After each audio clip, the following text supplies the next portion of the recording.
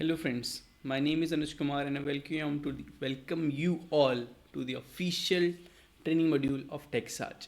ये सारा training module आपको ज़ीरो टू हीरो के लिए परफेक्ट है। ठीक है, यहाँ पे बेसिकली हम लोगों ने ट्रेनिंग मॉड्यूल स्टार्ट भी इसलिए किया था कि जो स्टूडेंट्स हैं 12th के पास आउट के बाद, 10th के बाद, या जो दूसरी फील्ड्स में काम कर रहे हैं वो इस फील्ड में आना चाहते हैं, या फिर कोई भी इंडिविजुअल अपनी पर्सनल टैक्स फाइलिंग के लिए या पर्सनल असिस्टेंस के लिए खुद सीखना चाहते हैं ये चीज़ें, तो ये सारा ट्रेनिंग मॉड्यूल उनके लिए सूटेबल है। ठीक है, इसमें हम लोग आपको फ्रॉम बेसिक्स टू एडवांस सारी चीज़ें बताएंगे। अभी तक आप लोगों को बहुत चीज़ें समझा चुका हूँ, जैसे मैं आप लोगों को असेसमेंट ईयर प्रीवियस ईयर के बारे में डिफरेंस बता चुका हूँ, बेसिक बता चुका हूँ, हेड्स ऑफ इनकम क्या क्या होती हैं, ठीक है, और क्या क्या होता है सरचार्ज, मार्जिनल लीव, ये सारी चीज़ें मैं आपको बता चुका हूँ। आज हम लोग उन हेड्स ऑफ इनकम का थोड़ा सा एडवांस वर्जन, मतलब थोड़ा सा कैलकुलेशन पार्ट समझने वाले हैं। इसी के साथ मैं आप लोगों को थोड़ा सा सॉफ्टवेयर में कैसे फीड करते हैं और क्या कैलकुलेट कर रहे हैं ना, मैं आपको वो भी दिखाने वाला हूँ। ठीक है, तो जैसे कि एक ओवरव्यू हम ले लें। 5 हेड्स ऑफ इनकम होती है भाई: salary, house property, professional business, capital gains और अदर सोर्स। ये 5 ऑफ हेड्स ऑफ इनकम होती हैं हमारी। ठीक है, तो सबसे पहला इनकम फ्रॉम सैलरी है। इनकम फ्रॉम सैलरी में क्या क्या आता है? Basic salary, allowances, perquisites and bonuses. ठीक है, सैलरी के टैक्सेबल के लिए हमने पढ़ा था जब हम इसके बारे में पढ़ रहे थे अलग से, कि भाई एम्प्लॉयर और एम्प्लॉय का रिलेशनशिप होना बहुत ज़रूरी है अगर मैं सैलरी के अंदर अपनी इनकम दिखा रहा हूँ। ठीक है, तो आइए ज़रा सा इसके बारे में थोड़ा देखते हैं डिटेल में। ठीक है, तो हम सैलरी पार्ट ज़रा देखते हैं इसका। देखो, ये सॉफ्टवेयर है बेसिकली, मैं एक बार थोड़ा ब्रीफ भी कर दूँ। ठीक है, 5 हेड्स ऑफ इनकम, आपकी 5 heads of income: salary, house property, business, capital gain और अदर सोर्सेज। ये 5 ऑफ हेड्स, अगर आपको ये बाइफरकेट करना आ गया तो आप बेसिक आइडिया तो बहुत ईजिली कर लोगे। ठीक है, बेसिक आइडिया में 5 हेड्स इनकम होती भी नहीं है, सिर्फ एक दो ही होती है, या तो सैलरी होगी, उसके बाद हाउस प्रॉपर्टी होगी, या बिजनेस होगा, बस। ठीक है, तो ये सारा बेसिक का पार्ट है। तो आइए, तो जैसे ये सैलरी का है, ठीक है, यहाँ पर एम्प्लॉयर की जो भी डिटेल्स जाएंगी वो आ जाएगा आपका। ठीक है, आप पैन आ जाएगा, ये कंपनी का बेसिकली जो भी कंपनी है ना उसकी डिटेल्स जाएंगी, वो यहाँ पर आएंगी। मैं जैसे टेक्साज में काम करता हूँ तो मैं यहाँ पर टेक्साज कॉरपोरेट सर्विसेज LLP, कंपनी का पैन और टैन। पैन मैंडेटरी नहीं है, टैन भी तब मैंडेटरी अगर आपका TDS कटा है, और मेरी इनकम अभी स्लैब में नहीं आती तो मेरा TDS नहीं कटा है, कोई बात नहीं। ठीक है, तो यहाँ पर हाउस डिटेल्स 1/3 UGF, बेसिकली सारी एम्प्लॉयर की डिटेल्स आएंगी यहाँ पे। नेचर ऑफ एम्प्लॉयमेंट क्या है, सेंट्रल गवर्नमेंट काम करते हैं, हम स्टेट में काम करते हैं, local bodies, statutory corp, RBI में काम करते हैं अलग से, अदर एम्प्लॉय है। ठीक है, पेंशन, आपको पेंशन मिलती है क्या? नहीं मिलती है। स्पेसिफाइड एम्प्लॉय, स्पेसिफाइड एम्प्लॉयज़ वो होते हैं जिनको परक्विजिट्स मिलते हैं। ठीक है, परक्विजिट्स मिलते हैं। अगर आपको परक्विजिट नहीं मिल रहा है तो आपको स्पेसिफाइड एम्प्लॉयमेंट करने की ज़रूरत नहीं है, अदरवाइज हाँ कर देना। Metropolitan city, yes. ठीक है, अब क्या है कि ये देखो यार, यहाँ पर है सैलरी पीरियड, मैं थोड़ा इसको हटा दूँ, साइड कर दूँ। हाँ, सैलरी पीरियड कि अब अगर मैंने इस कंपनी में 7 महीने काम करा है और मैं स्विच कर रहा हूँ इसके बाद कंपनी, तो मेरा सैलरी पीरियड क्या होगा? मेरा सैलरी पीरियड 7 मंथ होगा। ठीक है, मैंने इस कंपनी में जितने महीने काम करा उतना, फिर उसके बाद आप बोलो कि बाकी 5 महीने की इनकम टैक्सेबल नहीं होगी क्या? बिल्कुल होगी। यहाँ पर आपको एक ऑप्शन दिखेगा ऐड न्यू एम्प्लॉयर का। ठीक है, ये सारा वैसे हम जीनियस के जब हम पढ़ेंगे तब हम इस सॉफ्टवेयर का पूरा डिटेल में जानेंगे। अभी मैं आपको एक कैलकुलेशन पर्पज से सिखाता हूँ कि सैलरी की कैलकुलेशन होती कैसे है। ठीक है, सैलरी कई पार्ट्स में मिलती है लोगों को, कि आपकी बेसिक सैलरी इतनी है, आपको हाउस रेंट इतना मिल रहा है, आपको DNS अलाउंस इतना मिल रहा है, फीस कमीशन इतना मिल रहा है।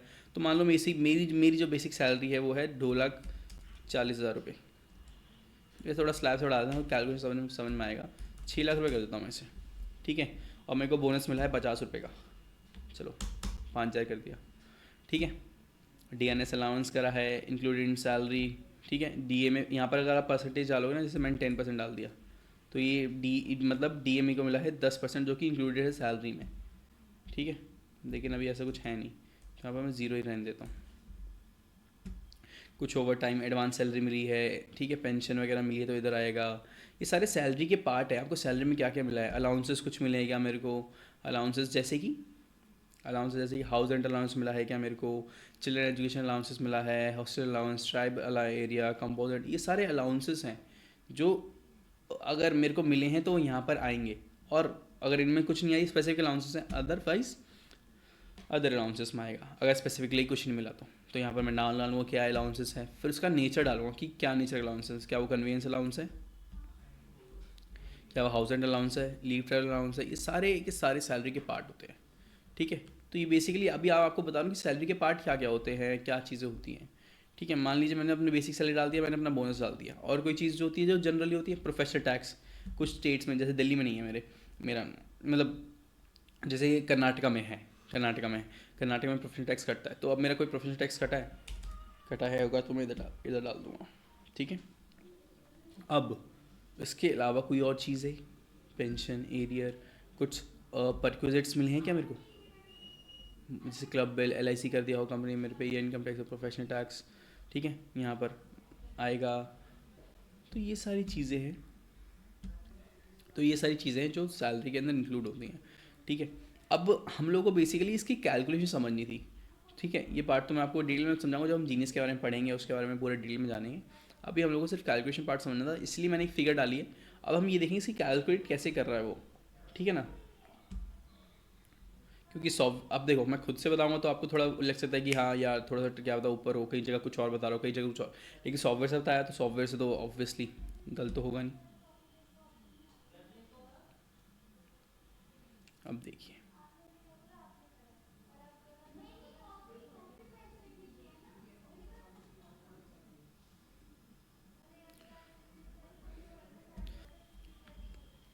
ठीक है,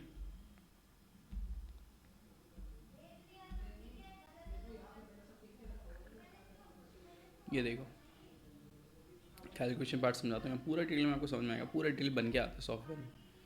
सैलरी कितनी है मेरी, 6 लाख रुपए, बोनस कितना है 5,000, सैलरी कितनी होगी इतनी, स्टैंडर्ड डिडक्शन कितना मिला 50,000, लेकिन अभी आप लोग देख रहे होंगे कि स्टैंडर्ड डिडक्शन तो 75,000 हो गया है।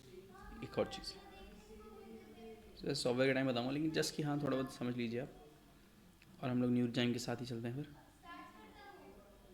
ठीक है, यहाँ पर देखिए, ऐसे येस कर दूँ ना तो इसका मतलब कि मैंने न्यू डिजाइन ऑप्ट करा है। अब मेरा न्यू डिजाइन में कितना टैक्स बन रहा है ये देख लें एक बार, कुछ भी नहीं बन रहा, तो इसीलिए चलिए तो देखते हैं।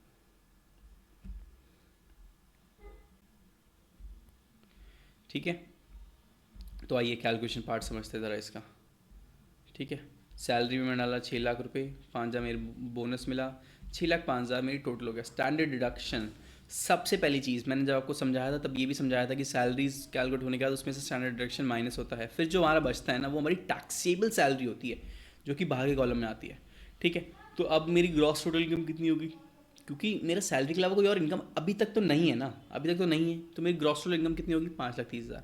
तो अब न्यू रिजिम में ग्रॉस टोटल इनकम अगर 7 लाख से कम है तो मेरे को टैक्स बनेगा, ऑब्वियसली नहीं बनेगा, है ना। तो इधर देखो मैं समझाता हूँ, टैक्स बना, हमें उतना ही रिबेट मिल गया, ये भी चीज़ मैंने आपको बताई हुई है रिबेट की।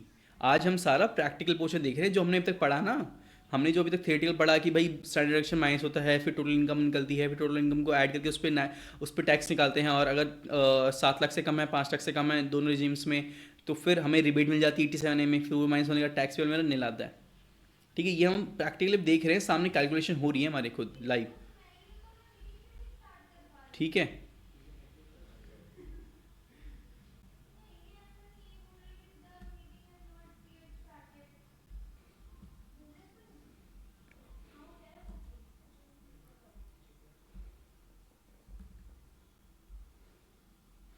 ठीक है, तो यही चीज़ सैलरी में। अब अगली चीज़ देख लेते हैं एक बार।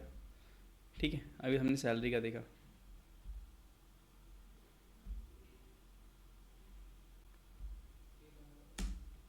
हाउस प्रॉपर्टी का देखते हैं। Rental income from owned properties, deduction मतलब स्टैंडर्ड डिडक्शन मिलती है हमें 30% ऑफ नेट एनुअल वैल्यू। हमने ये बताया भी था जब हम हाउस प्रॉपर्टी के बारे में पढ़ रहे तब मैंने बताया भी था कि हमें क्यों। ठीक है, इंटरेस्ट ऑन होम लोन। ठीक है, एक और चीज़, अब आप लोग कभी ये कंफ्यूज मत होना जो मैं कैलकुलेशन कर रहा हूँ कि न्यू रिजम में ये थी या ओल्ड रिजम में, अभी हम लोग न्यू रिजम के हिसाब से देख रहे हैं चीज़, जब ये होगी तो फिर मैं आपको आगे भी बताऊँगा। ठीक है, तो आइए हाउस प्रॉपर्टी का भी देख लेते हैं फिर।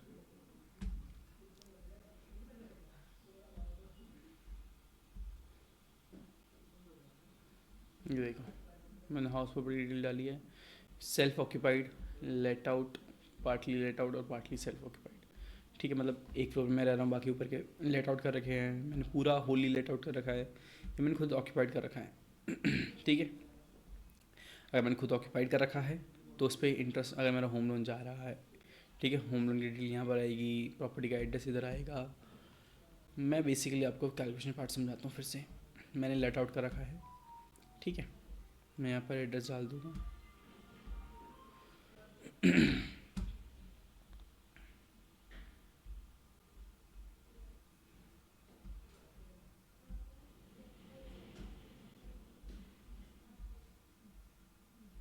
ठीक है, प्रॉपर्टी का एड्रेस इधर डालना है हमें।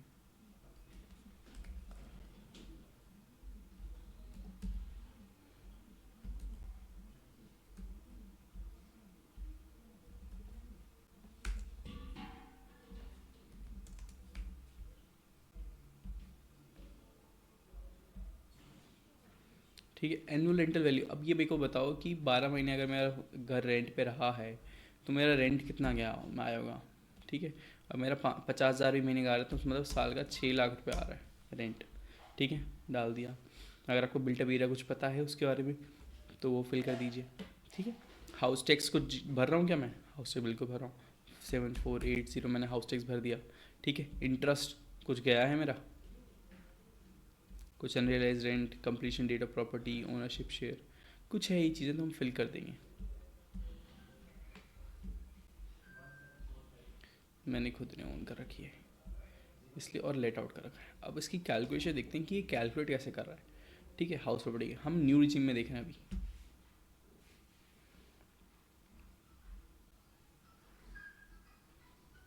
ठीक है, ये सारा कैलकुलेशन पार्ट मैंने अपना ही कॉलम खोला हुआ है।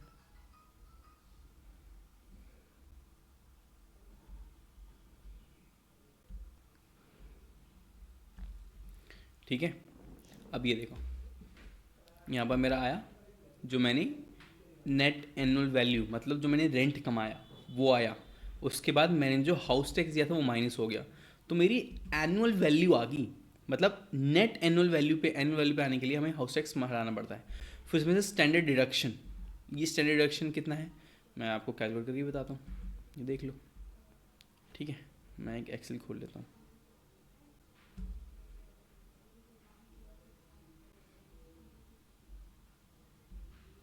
ठीक है, इधर देखो कितना है हमारा, 592520, 592520। अब इसका कितने परसेंट होगा वो, एक गैस मारेगा कोई? ठीक है, कितना हो गया ये, 17756, 17756।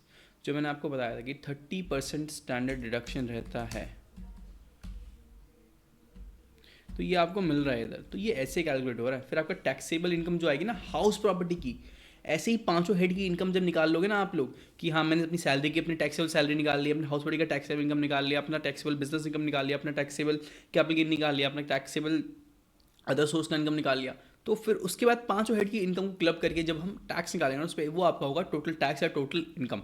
ठीक है, अभी हम लोगों ने, मैंने आपको बताया कि एनुअल रेंटल वैल्यू क्या होती है, उसके अलावा ये सारी चीज़ें मैं आपको पहले बता चुका हूँ। ये सारी चीज़ें पहले पूरी डिस्क्राइब हो चुकी हैं। अभी तक का लेक्चर अगर आप सही से पढ़ते हुए आ रहे होंगे ना तो आपको ये सब समझने में बिल्कुल भी दिक्कत नहीं होगी। आज आपने बस कैलकुलेशन पार्ट देखा है कि कैसे कैलकुलेट हो रहा है, क्या माइनस हो रहा है, क्या प्लस हो रहा है, वो भी रियलिस्टिक में। ठीक है, फिर उसके बाद सिर्फ टैक्स कैलकुलेट हो रहा है, 3 लाख तक कोई टैक्स नहीं है। फिर 4 7 से 3 के स्लैब में 5% है।